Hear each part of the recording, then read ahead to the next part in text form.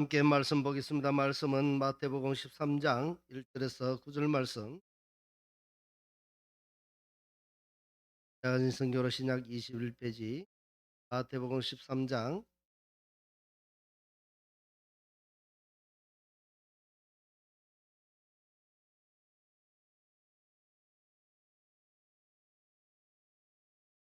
1절에서 9절 말씀 함께 합독할 때에 천천히 한 목소리, 마지막 절은 함께 합독하다. 그날 예수께서 집에서 나가사 바닷가에 앉으심에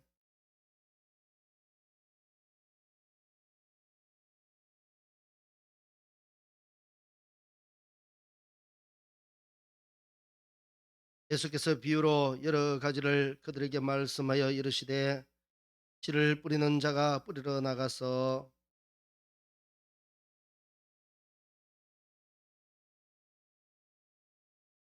그러는 흙이 얕은 돌밭에 떨어짐에 흙이 깊지 아니하므로 곧 싹이 나오나,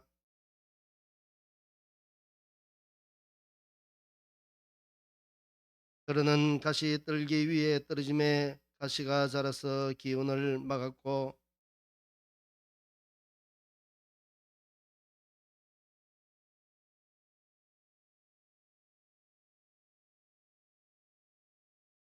함께 귀 있는 자는 들으라 하시니라. 아멘.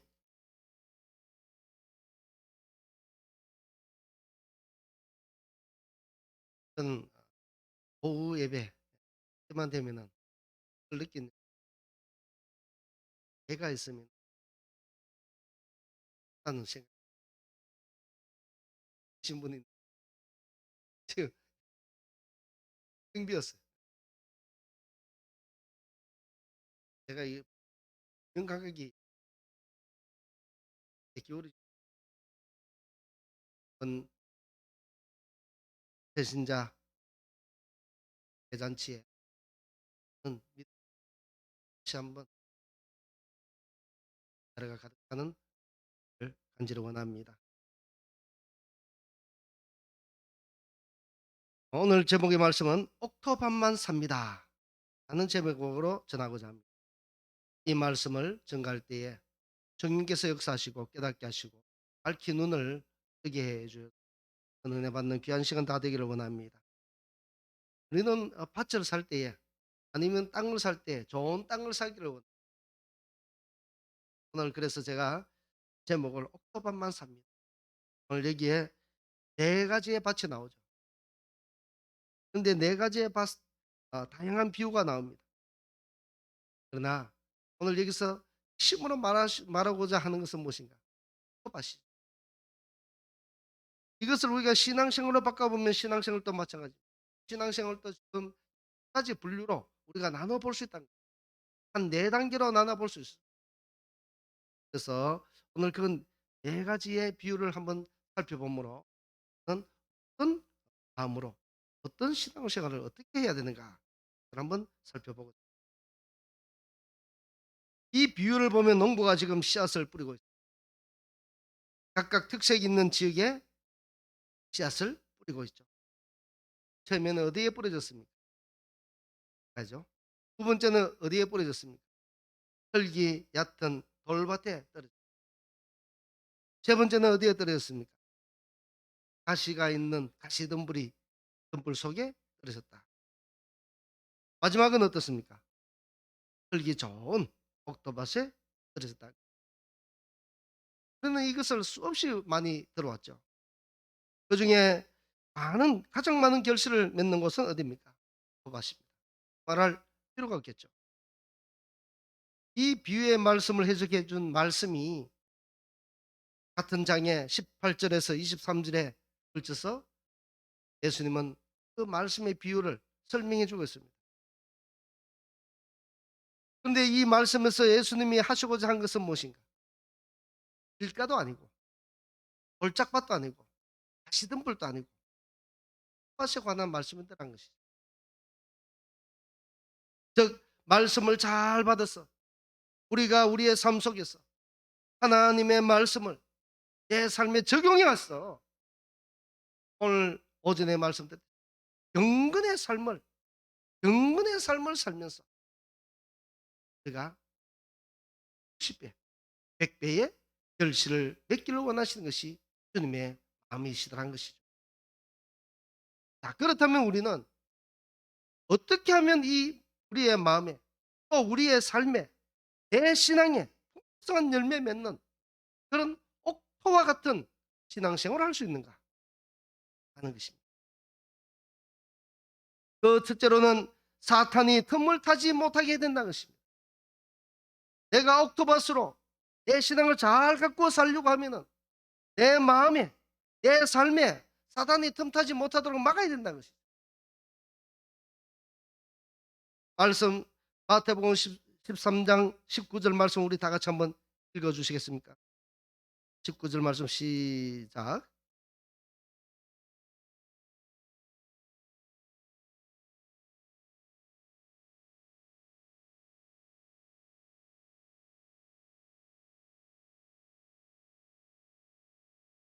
이 말씀에 보듯이 옥토밭이 되지 못할 때는 어떤 일이 일어나고 있습니까?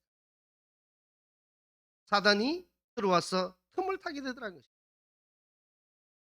씨앗이 길바닥과 같은 것에 떨어지면 전혀 자라지 못합니다. 왜냐하면 길바닥은 어떻습니까? 바닥은 많은 사람이 왕래하고 또 그 길바닥은 닫으십니다. 그리고 그 길바닥은 반질반질해지겠죠.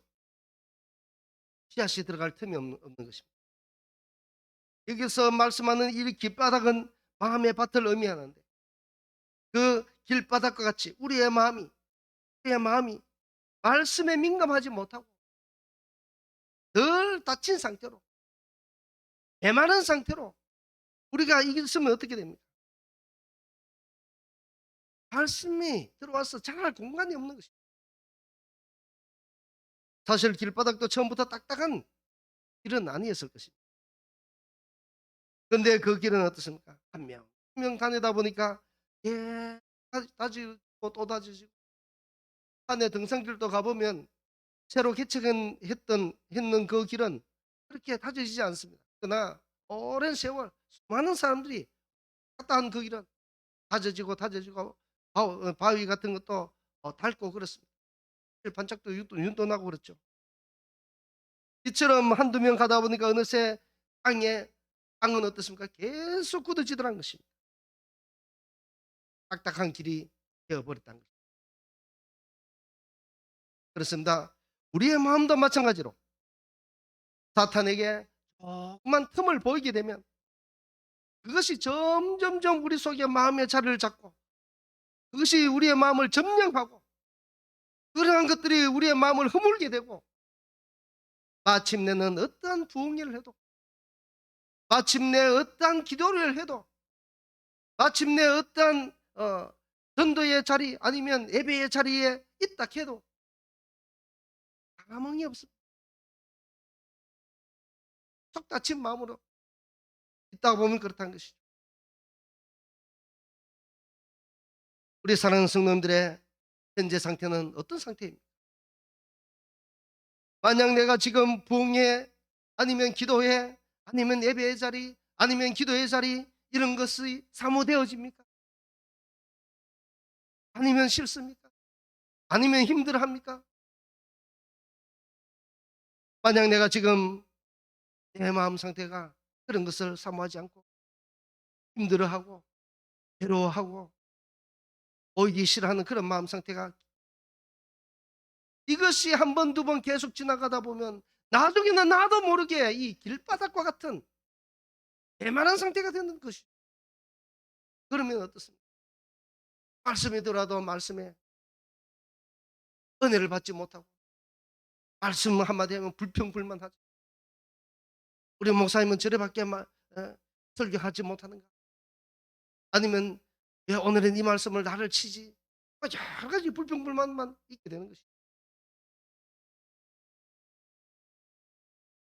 그러므로 거짓말이나 또 불평불만 질투 다툼 이런 분쟁 하나하나 우리 속에 허용이 되면 사탄이 틈을 타면 그것을 막지 못하고 내가 그것을 계속 허용하게 되면 나도 모르게 우리의 마음은 점점 빈약해지고 빈곤해지고 마음이 딱딱해져서 누가 뭐라 해도 예배 자리에 갑시다, 기도에 참여합시다, 같이 전도에 나갑시다, 한 이야기를 다 해도 정중하게 권유를 해도 요동치도 않습니다.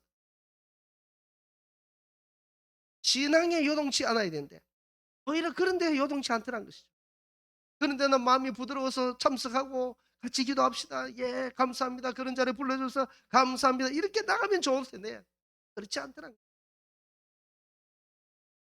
그러므로 우리가 사는 동안에 이 옥토밭을 주님이 원하시는 30배, 60배, 100배의 결실을 맺는 그런 옥토밭을 온전히 잘 유지하려면 어떻게 되겠습니까? 무엇보다도 사단의 그러한 공격에 이라도 빈틈이 있어서는 안 됩니다.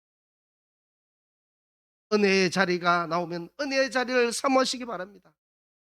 예배의 자리에 나오십시오 하면 예배의 자리에 나와서 그 은혜를 사모하시기 바랍니다. 그것이 사단의 공격을 막는 길입니다. 그것만이 내가 사는 길이죠.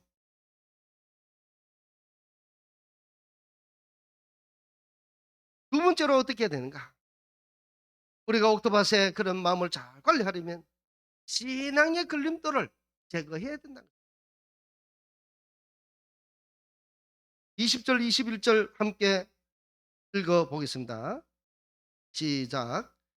돌밭에 뿌려졌다는 것은 말씀을 듣고 역시 기쁨으로 받되 그 속에 뿌리가 없어 잠시 견디다가 말씀으로 말미암아 환난이나 박해가 일어날 때는 곧 넘어지는 자유. 이 말씀은 우리의 마음밭에 돌과 같은 것들로 가득 찼어 돌짝밭을 이루고 있는 마음이라는 것이죠. 여기는 씨가 떨어져도 씨앗이 떨어져도 자라나지 못합니다. 정 말씀을 듣거나 교회에 나와서 예배드리며 믿음생활 신앙생활 할 때에 여러 가지 환경들이 예배 자리에 나가지 못한 환경들이 있게 될 때에 그 돌을 치우지 못하면 그 환경들을 제거하지 못하면 어떻게 됩니까? 믿음이 자라지 못합니다. 예배 자리에 나오는 환경이 되어야 되는데 직장의 일, 사업의 일, 여러 가지 일, 돈을 벌이기 위해서 여러 가지 일들이 있을 것입니다. 그러나 내가 모든 것을 다 돌과 같은 그런 것들을 걸림돌을 신앙의 걸림돌을 제거하면 그것을 그대로 유지할 수 있는 누가 던지는 그런 돌에 쭉 쌓이다 보면 어떻습니까? 그런 돌에 짓눌려서 열매 맺지 못한 것이죠.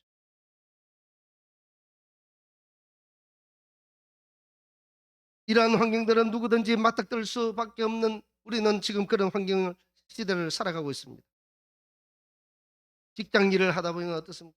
작은 출장이나 아니면 여러 가지 또 동호회도 있죠.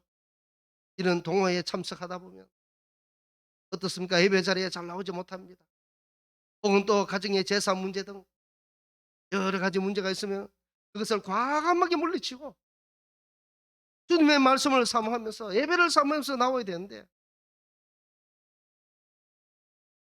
그리고 또 기도회나 아니면 우리 전도의 그런 모임 자리나 이런 자리에 나와서 함께 기도하면서 함께 나갑시다 하면 함께 모여서 그런 자리에서 또 은혜 받게 되는 것이죠. 그런데 여러 가지 핑계됩니다. 자녀의 일 남편에게 밥을 해주고 아니면 여러 가지 무슨 시장을 봐야 되고 여러 가지 핑계가 이런 것들을 하나하나 허용하다 보면 어떻습니까? 결국은 그 돌을 치우지 못하면 날마다 그 돌에 부딪혀서 날마다 그 성장하지 못하는 것이죠. 그러다 보면 어떻습니까? 그대로 방치하다 보면 그 돌이 하나 둘 이렇게 모이다 보면 결국은 우리의 마음이 황폐화되고 온 마음을 그 돌들이 다 점령해버리고 결국은 어떻습니까?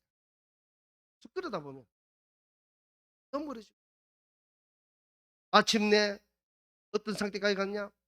마음이 내키면 교회에 한번 와주는 것.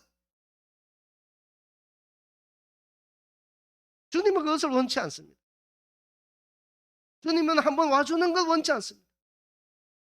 와서 예배 가운데 주님과 교제하며 기쁨과 희락과 그런 주님이 주시는 안식과 평안을 누려야 되는 것입니다. 우리는 이처럼 우리의 신앙을 갉아무는 환경적 요소들이 우리의 믿음에 방해할 때는 어떻게 해야 되겠습니까? 과감하게 그런 걸림돌을 제거해야 되는 것입니다. 그것을 제거할 때 아픔은 있습니다. 그 달콤함을 내가 버리면 어떻습니까? 그 당시에는 힘들고 괴롭고 낙을 둘 데 없어 힘들어합니다. 그럼에도 불구하고 그것을 제거하고 치우고 할 때는 그 후에는 내가 사는 길이 되더란 것입니다. 옥토밭이 되는 길이 되더란 것입니다. 우리 성도님들이 신앙의 돌과 같은 그런 걸림돌이 있다면 걷어내시고 더욱더 예배 자리 이 교회를 삼으면서 교회와 가까이 말씀을 가까이 신앙의 친구들과 가까이 하는 그런 은혜가 있기를 원합니다. 세 번째는 염려와 근심과 유혹을 물리쳐야 옥토밭을 유지할 수 있다.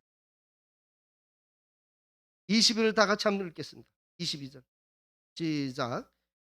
가시 떨기에 뿌려졌다는 것은 말씀을 들으나 세상의 염려와 재물의 유혹에 말씀이 막혀 결실하지 못하는 자요.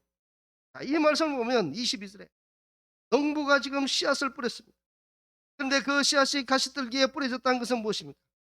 말씀을 듣긴 듣는데 세상의 염려와 재물의 유혹에 말씀이 막혀서 결실하지 못한다 했습니다. 지금 여기서 문제는 무엇이겠습니까? 핵심은 비교적 지금 여기에 흙이 많이 있습니다. 흙이 있고 그 위에 가시가 있는데 그 가시 밑에 지금 흙이 많이 있습니다. 옥토와 비슷한 흙이 있다는 것이죠. 그런데 그 씨앗이 그곳에 떨어졌습니다. 그런데 그곳에 열매를 온전하게 맺지 못하더란 것입니다. 왜 그런가? 바로 이것은 우리가 교회에 와서 믿음 생활을 하는 어찌 보면 신앙생활을 잘하는 것 같습니다. 믿음이 좋은 것 같더란 것이죠. 그런데 여기 함정이 있는 것입니다. 사단이 가장 고단수로 접근한 것이 무엇인가? 오늘 바로 이러한 것들에 사단의 전략 전술이 다 들어있습니다. 왜냐하면 세상의 염려와 재물의 유혹이라 했습니다. 이것은 우리 가운데 눈에 보이지 않게 우리에게 접근해 오는 것들이죠. 세상의 염려, 재물의 유혹, 은근슬쩍 찾아옵니다. 그래서 우리의 신앙을 송두리째 흔드는 것이 매우 위험한 것 아니겠습니까? 이것은 겉으로는 신앙생활 잘하는 것 같이 보입니다. 그럼에도 불구하고 신앙생활을 잘한 것이 보이지만 사회에 나가서 생활하는 이런 모습을 보면 위선자와 같은 그런 삶을 살게 되는 그런 모습들입니다. 직장에 가면 세상 사람들과 같이, 아니면 세상의 동창애들 만나면 세상 사람들과 똑같이 행동하는 그런 것. 이번 경우는 자세히 보면 흙도 충분히 있다 했습니다. 그런 곳에 믿음이 전혀 없는 사람이 아니란 것이죠. 여기는 믿음이 좋은 사람입니다. 여기는 지금 말씀도 많이 보고 말씀도 많이 듣는 사람입니다. 그리고 여기에는 주일마다 예배 나와서 예배 자리를 삼는 사람입니다. 그런데 문제는 앞에서 말했듯이 교회 다닐 때의 모습, 직장 생활할 때, 사업할 때의 모습이 완전히 괴리가 되고 다르더란 것이죠. 이중적 형태의 그런 유형의 사람이라 할 수 있습니다. 여기에는 물질로 인해서 때로는 신앙을 팔기도 합니다. 물질 때문에 성도의 신분을 속이기도 합니다. 사탄이 믿음 좋은 사람을 넘어지게 하는 방법은 바로 이런 것이죠. 그 사람에게 더 많은 물질을 줍니다. 그러면 그 물질을 처음에 받았을 때는 좋다 하죠. 하나님 감사합니다, 감사합니다. 그러나 그 물질을 잘 관리하지 못하면 어떻습니까? 그 물질 때문에 돈이 철철 넘치면은 골프를 치러도 가게 되고, 또 여러 가지 해외 여행도 가게 되고, 또 때로는 여자의 유혹으로 그곳에 빠져들기도 합니다. 그래서 결국은 어떻습니까? 물질의 풍성함이 그것으로 통해서 날마다 그는 자책 가운데 빠지게 되죠. 여기서 자책 가운데 빠지고 시달리게 만드는 이것이 무엇인가? 바로 가시와 같은 것들이 짓눌려서 이상 신앙을 자라지 못하게 하는 것들이죠. 이것이 전략인 것입니다. 또한 근심걱정은 무엇입니까? 우리가 근심걱정을 한다고 무엇이 해결되는 것이 없습니다. 그런데 이 근심걱정은 굉장히 위험한 것입니다. 왜 그런가? 우리도 지금 삶을 살면서 여러 가지 환경이 어려우면 근심걱정을 많이 하게 되겠죠. 그런데 이것은 모두 불신앙적인 것입니다. 무엇인가 하면 근심걱정이라는 것은 하나님을 전적으로 신뢰하지 못하고 믿지 못하는 그러한 것들이 바탕이 되기 때문에 매우 위험한 것이라는 것이죠. 요한복음 14장 27절에는 이렇게 말씀합니다. 예수님이 분명하게 말씀하시기를 평안을 너희에게 끼쳤느니 곧 나의 평안을 너희에게 주노라. 내가 너희에게 주는 것은 세상이 주는 것과 같지 아니하리라. 너희는 마음에 근심하지도 말고 두려워하지도 말라 말씀합니다. 그러므로 우리는 어떠한 염려나 근심과 유혹들은 어떻게 해야 되겠습니까? 개나 줘버려야 돼요. 우리가 가지고 있을 것이 아니라는 것입니다. 왜 그런가? 우리는 전능하신 하나님이 계시기 때문에 우리의 근심 걱정을 우리 예수님께 다 맡기면 됩니다. 우리 예수님께서는 우리의 모든 짐을, 괴로운 짐, 인생의 어떤 짐을 다 짊어지시고 십자가에 못 박혀 돌아가신 우리를 대신해서 대속하신 분이십니다. 그 예수님이 우리의 요구를 무엇 때문에 안 들어주시겠어요? 우리 하나님은 모든 것을 능히 행하실 수 있는 능력의 하나님이십니다. 그러니 우리는 어떻습니까? 근심할 필요가 없는 것입니다. 그 일이 잘 돼도 하나님의 뜻이요, 못 돼도 하나님의 뜻입니다. 지금이 못 돼도, 지금이 환경이 열악할지라도 나중에는 하나님이 또다시 어떤 형태로 우리를 높여주실지 아무도 모릅니다. 야곱을 보시기 바랍니다. 요셉도 그가 어려운 지경에 빠지고 계속 인생이 꼬여가는 것 같습니다. 그러나 모든 것들이 하나님의 은혜 가운데 있으니까 어떻습니까? 결국은 애굽의 총리까지 올라가는 그것이 하나님의 능력이라는 것이죠. 현재의 힘들고 괴롭고 한 것이 전부 다가 아니라는 것이죠. 우리에게는 전능한 하나님이 계시기 때문에 그분만 믿고 모든 것을 맡기고 힘들더라도 하나님께서 또 어떤 방법으로 또 이 모든 사건들을 해결해 주실지 기대됩니다 하면서 그 기대감을 가지고 더욱더 하나님께 매달리면 어떻습니까? 하나님의 역사를 보게 될 것입니다. 마지막으로 옥토바스의 열매를 맺으려면 어떻게 되는가? 말씀을 듣고 깨닫고 적용시키고 내 삶에 적용시키며 나가야 된다는 것이죠. 여기서 마지막으로 뿌려진 씨앗이 옥토바스에 뿌려져서 열매를 많이 맺었습니다. 사실 이와 같은 옥토바스 되기까지 많은 과정을 거쳐야 됩니다. 옥토바스 저절로 옥토바스 안 됩니다. 그렇지 않습니까? 옥토바스 그대로 계속 그냥 둬도 옥토바스 되겠습니까? 얼마 전에 제가 집에 사모하고 같이 우리 어머님 할머니 계시는 여기 산소 썩는 곳에 갔습니다. 왜 갔는가 하면 단디 말고 다른 잡초가 나는 것을 죽이기 위해서 말을 들어보니까 새싹이 나기 전에 약을 쳐야 된다고 합니다. 그래서 급하게 생각지도 않고 있다가 급하게 다녀왔습니다. 무슨 말인가 하면 아무리 좋은 옥토밭이라도 땅을 손보지 않으면 어떻습니까? 금방 잡풀과 잡목으로 뒤덮여 버립니다.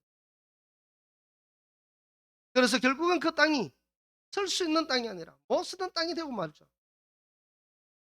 그렇듯이 우리의 마음도 끊임없이 옥토밭으로 가꾸지 않으면 일순간 어느 순간일까 옥토밭이 돌짝밭이 될 수도 있고 옥토밭이 들가가 될 수도 있고 옥토밭이 같이 바뀔도 될 수도 있다는 것입니다.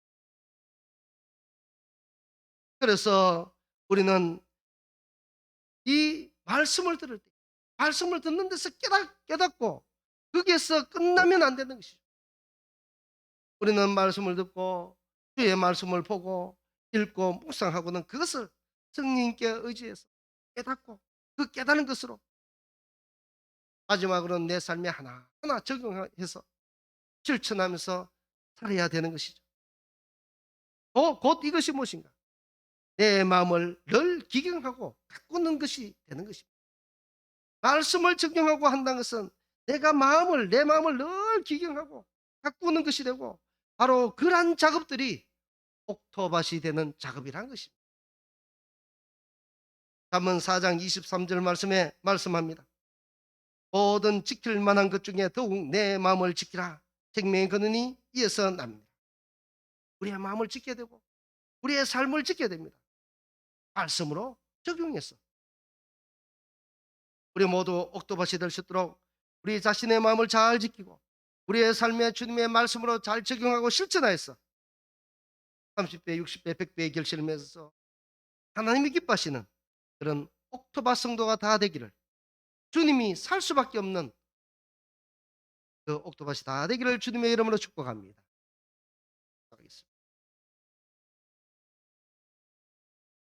우리를 사랑하실 때 지극히 사랑하시는 우리 하나님 아버지, 오늘 이 네 가지의 밭을 통하여 우리가 어떤 밭이 되어야 될지 주님 묵상케 하시니 감사합니다. 우리 사랑하는 모든 성도님들 옥토밭이 되기를 사모합니다. 우리 모두가 이 옥토밭이 되기를 원하옵나니 깨닫게 하시고 그 말씀들을 우리의 삶에 적용하여서 주님이 보시기에 기쁨을 받을 수 있는 그런 아름다운 성도들이 되게 하여 주시옵소서. 그래야 우리 성도 모두가 옥토밭을 계속 잘 기경하고 가꾸어서 참으로 늘 푸르고 청청한 그런 옥토밭이 되게 하여 주시옵소서. 모든 것 감사드리며 살아계신 우리 주 예수 그리스도의 이름으로 감사 기도드립나이다. 아멘.